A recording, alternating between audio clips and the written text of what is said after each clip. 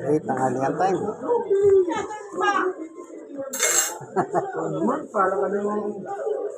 Ito. Si Nanay Dorcas ang nag-aatado ng kanin, oh. Napakabait. Oh, kumamit ka muna. Kanta ka muna. Kanta na. Kanta na. Kanta ka na muna. Hindi mo lalakasan eh.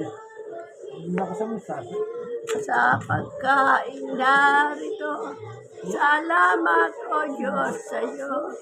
Mabuti ka't dakila, Diyos na mapagbiyaya. Amen. Salamat po, Panginoon Diyos, sa nilan mong tanghalian sa amin dito sa tahanan ni Kuya Ronnie.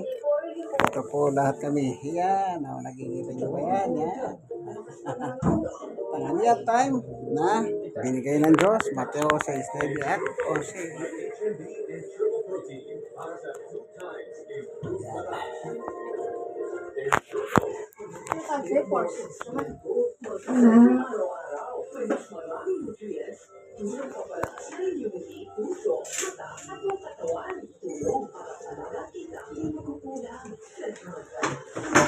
Aray!